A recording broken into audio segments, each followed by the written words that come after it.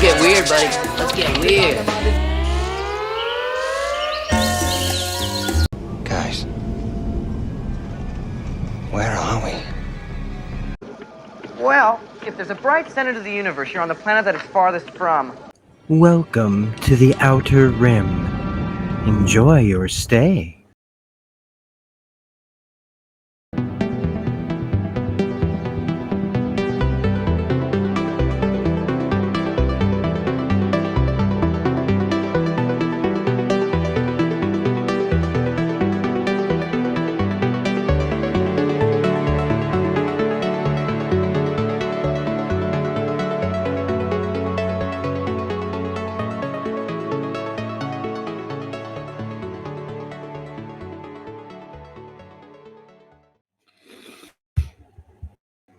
All right. Hey, everybody. Welcome back to the channel. This is Rob here at Smirking Gun. And we have arrived at the end of DEVS. We are on episode 8. This has been a struggle to talk about this 8th video. Mostly because it's pretty straightforward. Everything, again, we've talked about how did Alex Garland make a show that actually is following a pretty straight line? How do you make that interesting for 8 episodes, and especially the 8th episode where you kind of go, where else is there to go once Lily gets to DEVS to kill Forrest and Katie or whatever she's going to do? And it did manage to give us something. It didn't go exactly as planned, so at least there's that. But watching this, I couldn't help but think, like, throughout the whole thing, why didn't anybody try harder to just not do the things that they said they wouldn't do? Like Lily says, well, all I have to do is not go to DEVS, right? So the script then has to figure out how to get her to DEVS, not some predetermined thing. Alex Garland had to write a scenario where we would believe that she would do it, right? He had to create a character and get enough of a backstory and have her do enough things where we would go, okay, this is what she would do. But all I'm thinking is, like, she's smart. Why would she still go there outside of just making it more dramatic for television? And we'll get to all of that. So again, leave a comment, subscribe, all that stuff as we talk about this episode. We start right off the bat with William Butler Yeats's poem, The Second Coming, that Stewart's talking about. The cage is crashed and the electromagnetic field has failed, and there's a body down there. And we hear him talk about the falcon cannot hear the falconer. Things fall apart. The center cannot hold. Now, there's a lot of different ways to say and explain about things fall apart. The center can't hold. When things get to such a big impasse that your society just falls apart, it can't hold out. It can't stand up under the weight of it any longer. It just breaks. It's been used so many times in pop culture and in other references in literature. There's different kinds of ways to say it. You could say that when you have a government where compromise and working with each other completely breaks down, how can you sustain that government when that's the policy now? Basically, that's one way of things falling apart. But the part that I also wanted to focus on really was the best lack all conviction, the worst are full of passionate intensity. And I see that. That's something I do see. That's something that is a little easier to talk about, because you look at the character of Lily, and on the surface, it always feels like she's just doing nothing. She doesn't have the knowledge. She's acting, her and Jamie are acting on normal rules throughout the majority of the show, right? Because she's not aware that there's this machine that Forrest and Katie can just watch and know everything that's going to happen. And so they're stumbling around following normal rules of reality when they don't even know that reality has changed. But there's also this kind of like, they go back home. They don't, you know what I mean? Like but also in the performances, right? They know that things are wrong. They look around at society and they can see that there's a problem. That's the real, like we've talked about this too, the actual definition of woke. Being aware of social injustices, civil rights injustices, just, all of that. The problems of the world, being aware of it, educating yourself and wanting to do something about it, right? And there's all these people out there, tons and tons of people screaming and crying out on social media about all the things that are wrong. And we can't believe this. This is outrageous. But then where's the follow through? Who do you expect to change things? Are you just yelling at the people in charge to do something? The ones who don't do anything on both sides? How long, and that's the thing, the conviction part of it. When do we actually hold these people accountable? When, as a people, as a society, say, you know what, we hired these fools to do things for us. And when does the yelling stop and the action take place? And it just doesn't ever really seem to, except the other part of this, which is that the worst are full of passionate intensity. And we saw that for ourselves on January 6th. We're all the worst of us. And yeah, I'm calling them the worst. I saw enough of those people in their interviews to go, they're the worst. When people go, you're the worst, no, they're really the worst. But they were the ones that were out there doing something about it. They were so angry and so frustrated. In their heads, their brainwashed, indoctrinated heads, there are people out there with these real fears about certain things that aren't even real, because they've been we've got so many people willing to lie to each other for money, for profit, for power. Notice that none of those terms, there's nothing wrong in the end with the theory of wanting money. Hey, everybody wants a better life.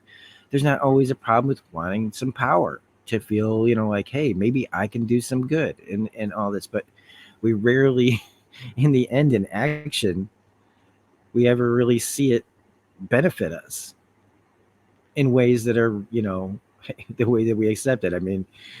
You can have this infrastructure bill that comes out, right? And yeah, there's some roads that were remade, but what else? What else have they done? And people complain about that, and probably rightfully so in a lot of cases.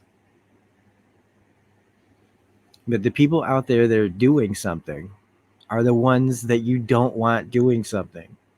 You want them to be the ones that are just screaming and crying in their echo chambers, because both sides do it. Both sides are screaming in their echo chambers, but one side occasionally actually does something. And that's when people die. That's when things like January 6th happens. So where's the opposite on that? Where's all the power and intensity from the other side? And I've talked about that there was some passion and intensity after George Floyd was killed. And that's not to say that there isn't some intensity out there with the protesters. But it's not enough. And that's what I was thinking about, at least for this first part, this cold open. where, you know, to get real change, if you like in this story, to change things, to make a choice, would be like it's almost as if the characters are like, nobody's going to do anything. We don't have to worry about it because these people, like the characters in this show, like Lily and Jamie, they just don't seem to have the drive to change anything. Kenton just takes Jamie down in that one episode. Why? Why didn't he fight back? Where's the conviction? Where's the he's filled with fear at the authority that came into his house. Even though it's like there's no this Kenton has no real authority. But he believes he has authority, and he makes Jamie believe it to the point where he's just a little cowering kid in a bathtub who would just die there. He would just die in that bathtub. And you can say, well, you know, like everybody's different, and you don't know how you're going to react to something. But I think this was the show not, you know, trying to make a point about power and people's feelings of lack of it and lack of free choice and lack of free will. But maybe I'm wrong about that. Now, most of this episode is really just a conversation about why is this going to happen? Like Lily just gets there and it's just this like kind of long, what am I going to do next? And I kept thinking to myself, like, why doesn't she just do something different? Why didn't anybody do anything different in this show? Why, you know, like she says, you know, all I have to do is not go to DEVS. But it's in the writing, it's in the script. This is why the writing and the scripts are very good in this show. Because if you're going to have a character just give in to like the predeterminism that there's nothing she can do, she's just going to go and face her destiny of like whatever she's told this is going to happen instead of trying to make her own path. But Alex Garland wrote a script and characters that we keep establishing, at least with Lily, that we don't know what she's going to do. She's such a blank. Her face gives nothing away to the brain that is working inside it. And I think that for a lot of people that could watch this show, they would find Lily boring. They wouldn't even know if she was really performing. They might even think she's a bad actress because she gives you nothing. She talks like this the entire time. And I probably myself found the performance boring the first time before I really understood it. Took more time to think about it. Because I don't always talk a lot. I talk a lot here. I'm out here in the outside. When I turn this camera off, I go back to being a little shy, little shrinking violet in some ways, you know, where it's all internalized. And suddenly I'll do or say something, and I know that sometimes I'll be somebody that's next to me would be like, whoa. And it makes me realize, you know, like some people would call when people call me like a little erratic or whatever, you know, it's like, yeah, they kind of got a point. Like, cause I will kind of out of nowhere. Finally, it's like, cause there's only so much I can take being quiet and listening. And all of a sudden I go from not having the conviction of doing something to having all the conviction in the world. And that surprises people a lot of times and shocks people when you act suddenly out of character to them, or maybe that is in character of, well, let's just wait and see how long it takes for Rob to pop off.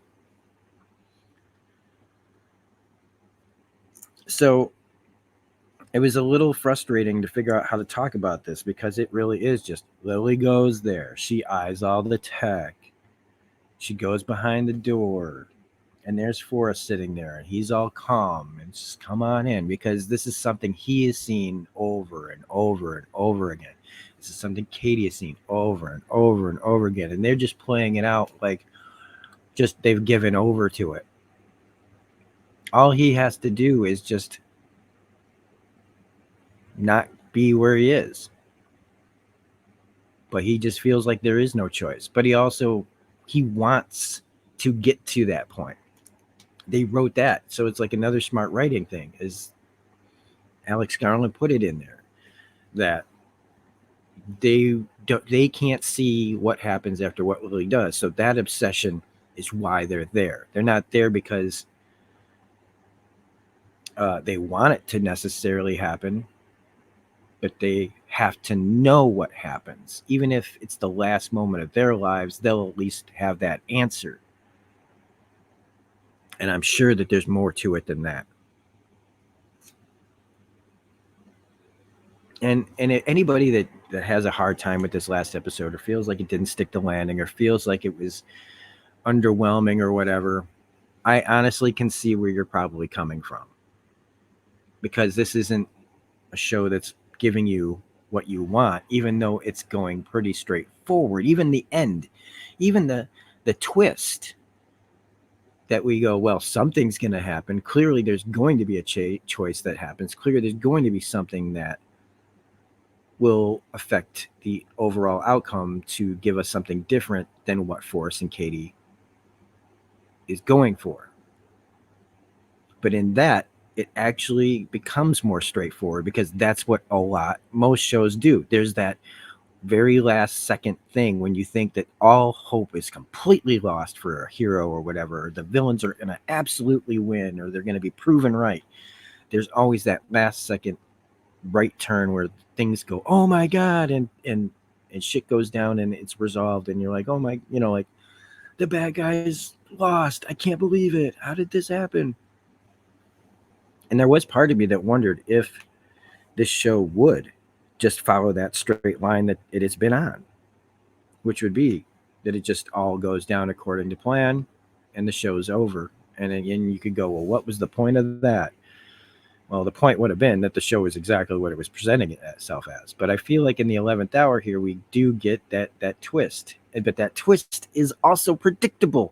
And that's one of the weird things talking about this show, is like it's cliche and it's not cliche, or somehow it's all those things. And somehow Alex Garland wrote it so that it's not just like kind of entertaining, but it still makes you think. It makes you think of the different choices of the ways it could have gone, and would it have always gone this way? But no, it's just that he wrote a really good script that explains everything. Because a lot of shows like just go, well, they do the point A to point B. Like, you got to logically get your character and a lot of times they make logical leaps that don't make sense to get you to where the show wants to go, or an episode wants to go. But it's like he's having his cake and eating it too, as far because he's doing both things at once.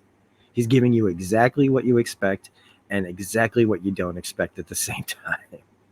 It's crazy. And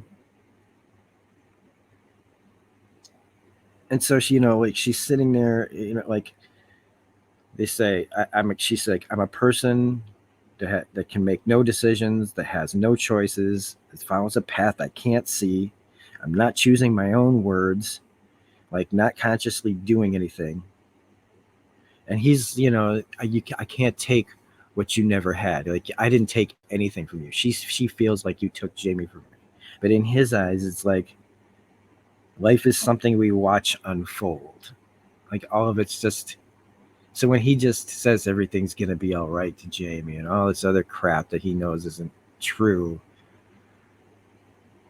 I mean, all he'd have to say is, Jamie, don't go back home. But then the writing was always going to get you there. And that's where it's frustrating, because it's like, I want to be mad at it, because it's like, of course, because I've complained about this. And as an example, on any Agents of S.H.I.E.L.D. video that I've done with other people, especially the ones that I've done with other people, where I talk about one of my main frustrations is that they couldn't think of a better way to do something. So they make a plot choice that makes no sense to get you where you're going. But this isn't that. And I think that, yeah, if somebody else honestly, if you go by the like laws of this show, was there ever another version of this show? Was there ever going to be a different version of this script, one that would make less sense, but get somewhere that it no it see, this is the rabbit holes. Like now my brain's like, oh no, I'm gonna spiral out and just be like, no, this show was always predetermined to be this show. And god damn it, it's like almost like Alex Garland is like writing all this down and laughing about, all the ways that people are going to be twisted up after watching this show. He talks about how this place, this is the data of all things, held and owned. That was another thing that I thought was interesting. We own everything. Like in some ways, he's right. That all of this data that compiles us into everything, he's made this thing that is everything, and he owns it.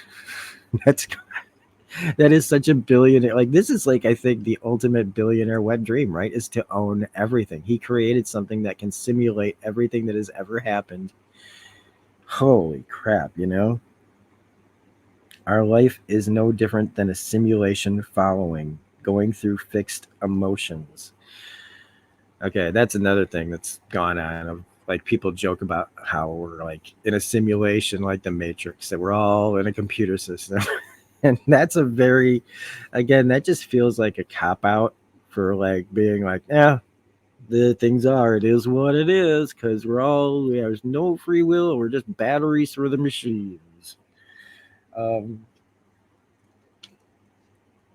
I don't know. This is where you take out the gun. Show me what I do to break your machine.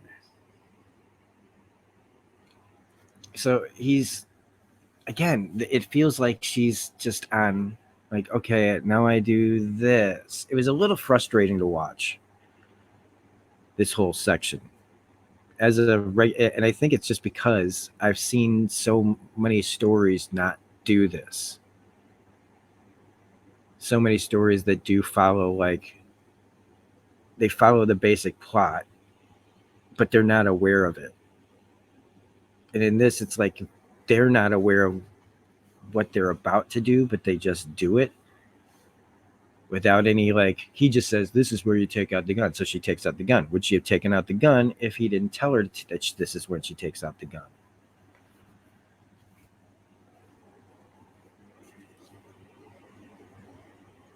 Also,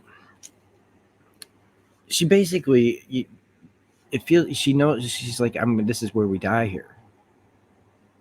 Living out and Forrest and Katie, because they only know things up to a point. Like, Forrest knows he's going to die. Katie doesn't know if she's going to die or not. And Lily suspects it. Forrest says she, as much. But living your last moments, like if you were to see into the future and see your own death,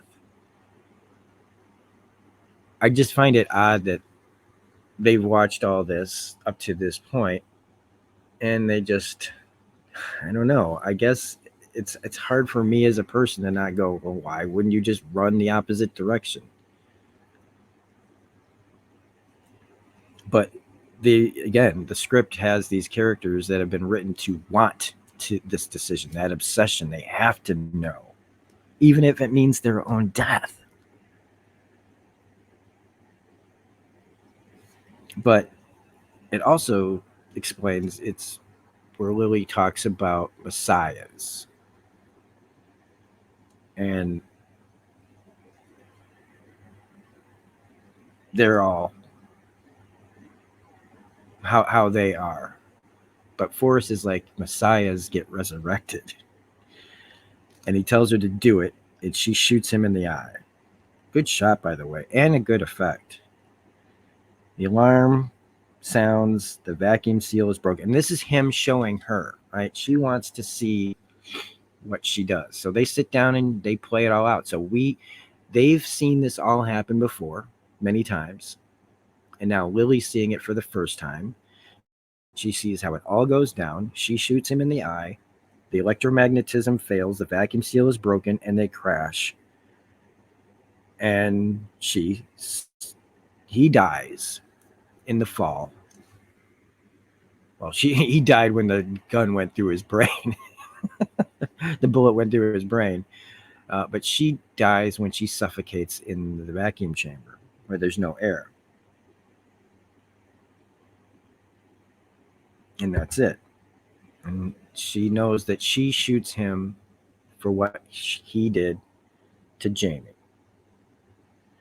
And this is when he finally tells her that the name of the program, the name of all of this, isn't DEVS. It never was. It's Deus, meaning God, and that it was a private joke. And he kind of sounds like, like it's a private joke, but I don't think she finds it funny. But there's a part of me that finds this ridiculous. All of it. Again, because it's just like giving up. There's no choice. There's no free will. And, we're not in a show. We're not in a movie. We're not in something where things are done that dramatically. I mean, there's plenty of things that are dramatic. But then right after I say that, that's when she makes her choice. Everything is playing out the way it's going to play out. She goes into the room where Katie is, where they're about to get into the chamber. And all the lines are the same, except when she points the gun, she's going to point the gun at Forrest and kill him. As the doors are closing, she throws the gun out. Forrest can't believe it. Katie can't believe it. And so she's made a choice. Just don't shoot him. Toss the gun. That they've left the system. And she says, well, messiahs are false prophets. But just when you think that, well, okay, they've solved this problem. If she doesn't shoot him, the cabin, the pressure doesn't, the seal is not broken and nothing should happen. Except Stewart turns off the electromagnet and they crash anyway. The look on Lily's face is almost the same as the look she gave him originally. Just this time it was like, oh shit, we're going to fall in the first one. And the second one is, oh shit, we're going to fall, but for different reasons. She's looking at him like, why did you do this? Because I don't think, like Lily doing this, I think she's trying to not die. Or maybe she just doesn't know that this, maybe this will at least give her some chance. If I don't shoot him, maybe we don't get killed in all this. Maybe I can prove all of this wrong. But it's almost like as if Stewart's stepping in to make sure that predeterminism happens. They use the line though, he's like, we had to be stopped. Which is a little bit like, okay. Like the show trying to just say, no matter what, it still happens. I would have thought there could have been a little bit better handling of this one, but honestly, it was all being set up. Stewart's sitting there, he's seen everything, and now he's lost it. But then suddenly, Forrest is alive, is awake, and we know that he's in the system somehow. And Katie and him talk about how she made an actual choice. Original sin. Disobedience. So Lily and Forrest are dead. Katie is talking to Forrest through the system that she has now put him in. But that he has to understand that this only works this way using Lyndon's principle. But at this point, he accepts it because he just wants to have his wife and daughter back so bad. And that to wish him luck. Now Lily wakes up. And in this, it doesn't look as like, like she's in the machine, like it looks like real reality. But she knows everything that happened. And it's kind of like one of those scenes in a movie or TV show where somebody wakes up from a dream and none of it happened. Like the end of, like that Dallas season where Bobby wakes up in the shower or whatever and he's alive. Or yeah, no. The girl finds the dude that was killed in the shower like it never happened. And there she is with Sergey on the very first day of DEVS, doing it all over again. Kind of wondering what the hell happened. Did any of that happen? Why do I have these thoughts of like all these things that happened to me? And Jamie's dead, and was I dreaming it? But when she gets to DEVS and he won't show her the phone, well, he shows her the phone, but as soon as she goes to Sudoku, he yanks it out of her hand, and she now confirms like this is happening. Well, if this is happening, she knows he's a spy. And she just goes to DEVS to find Forrest. I have no doubt in my mind that she was going to find him, to find the answers. And she finds him playing with his family in the field. And this is where he explains to her that they've been resurrected in the system.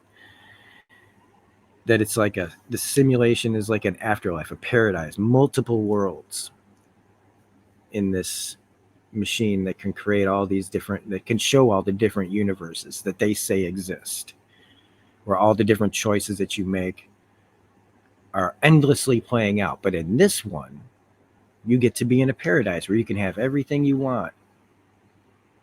And I kept thinking to myself, like, okay, yes, he wakes up in the system. She wakes up in the system. But is it really them? It's not. They call it that. It's like the mouse that's alive and dead, but it's still a simulation. Maybe there's a world out there that stacked upon world after world after world after world after world of all of our choices that are going on right next to us. We will never probably ever know. It's a nice idea. I think it's interesting. I love to think that there's a world where we figure out immortality and we just go on forever. Like there's a comfort, I guess, a little bit in that maybe somewhere there's a version of us where we got all our shit together and America isn't such a whatever it is right now. Insert adjective here of what you think America is, like, or the world. But it's still, they're dead. They're dead. It is just it's the data. And is data more make it? I guess it means like, do you believe or think that it's still you? If your physical body is gone, your consciousness is gone, but somehow the information that is you can exist, but you're just ones and zeros, right? So it's a little bit like, sure, the data lives on, information lives on, but you don't, but you do. I mean, you could always say no one really dies as long as people remember you, right? Like, we still talk about people that, like Julius Caesar. I was thinking about, I watched the show Rome recently, not that long ago. I think like the last year.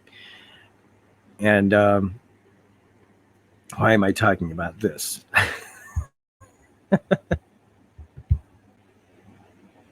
And I was thinking about how I never really realized how short Julius Caesar's reign was, but we still talk about this guy because as long as people remember it, right? The history keeps going. Like, so they're still kind of alive in our minds. We can go, well, we know they existed, so constantly talking about it keeps them alive. So in some way, I feel like the show is like the history of a person basically can live on, and you can witness it if you like are in the system. You can look at them, but it's still not really them. It's just a window into a what if.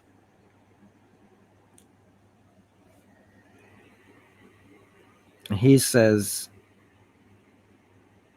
yeah, that Katie used the data we had to insert them here. But that's, but we're in a good one. He tries to like, but think about it. We're in one of the good ones. Well, what about all the ones where they're, where things aren't good? There's something about you, Lily. You follow your own path.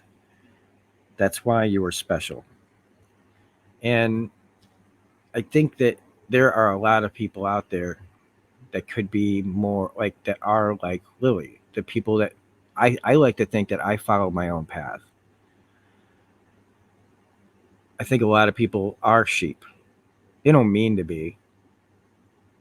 I mean, I'm sure there's some people that love just the idea of just following the road that is set out before them. They have an idea of what they want and they follow that road to whatever goals they want.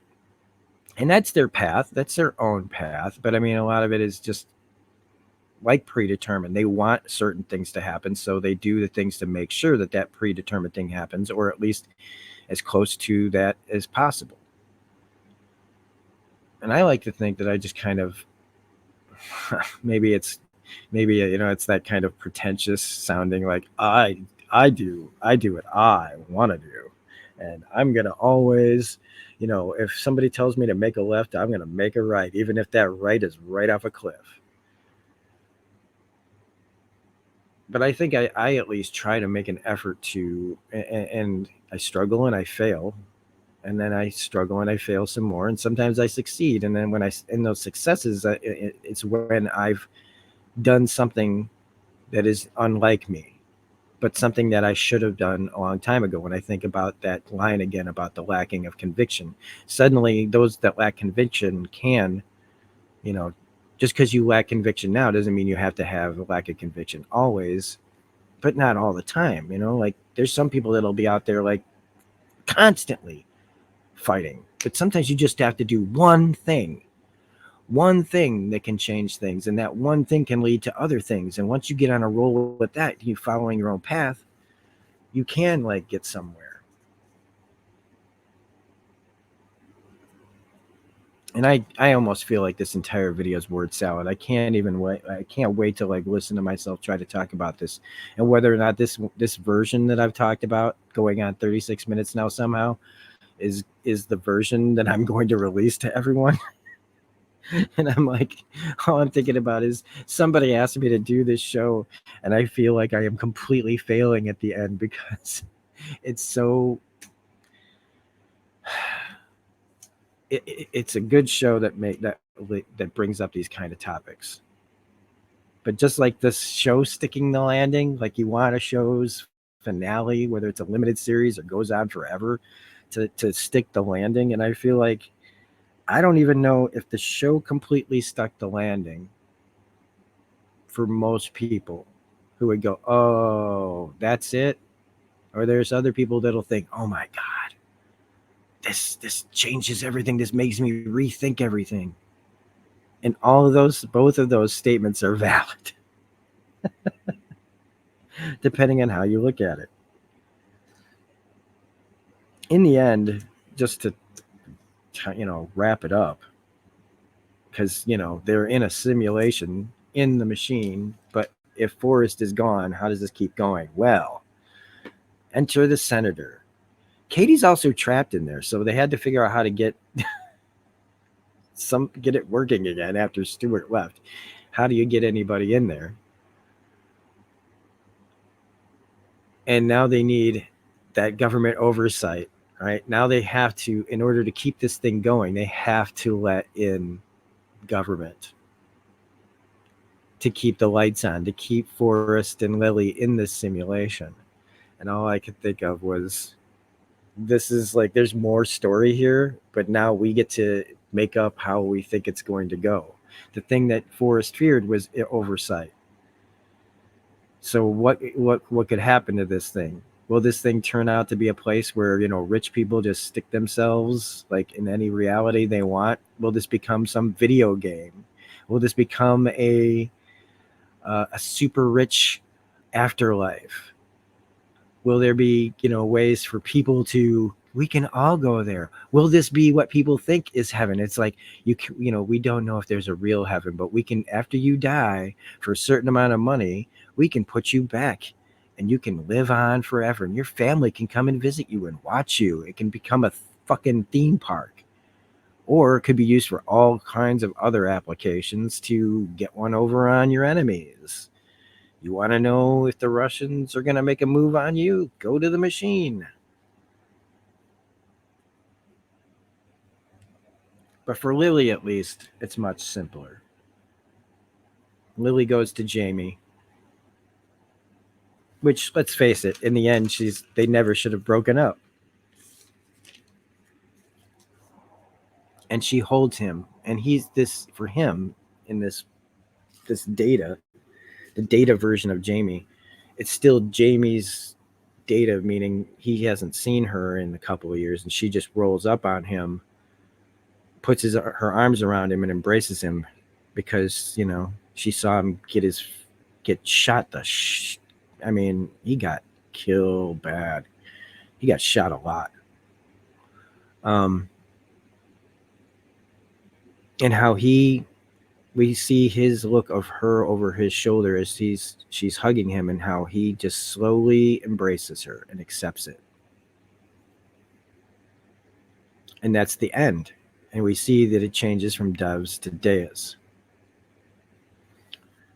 And as I guess for Lily in the simulation, accepting this, she can live on, and she doesn't have to have her life be, like what it was. But it really isn't life either. It's comforting as an audience member to go, they made it, they got together, but they didn't make it, and they didn't get together. And this is just like watching somebody go, well, I can give you an approximation of what it would look like to what it would be like if you hadn't. But they talk about, like, what's the difference between this and reality if it's indistinguishable? Well, I don't know. This is where I just go old school and be like, it's not me physically, so it's not me really there. You can take all the data that you have of me and put it somewhere, but can you put in all the little things that make up people in their brain? What about mental illness? What about, like, if you put a schizophrenic in there, are they still going to be schizophrenic? Or is will that be just a nightmare?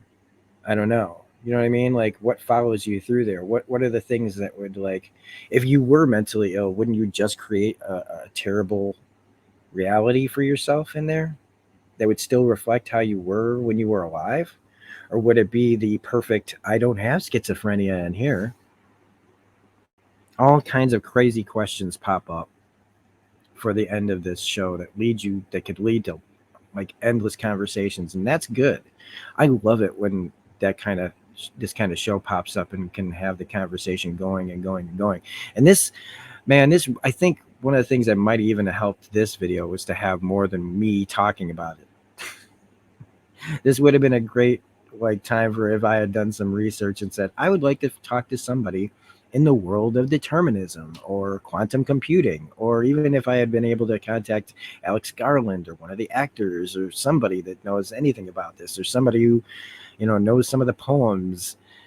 I had to try to figure out how to talk about this. Little old me. I am a dairy frozen manager at a grocery store, trying to talk about quantum computing.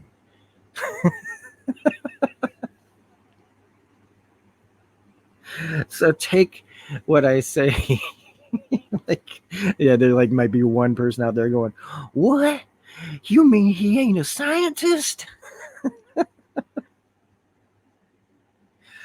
But this is where I decide to quit while I'm ahead. I'm making an actual choice because I could keep going and going and going, but I'm not going to. I'm making the choice to end the video right about here, right as I say, if you liked what we had to say about this show, I don't think I stuck the landing, to be honest with you. I think that the trying to talk about this overall by myself on my own is just too hard. It's just too hard. This is too big of a job to try to talk about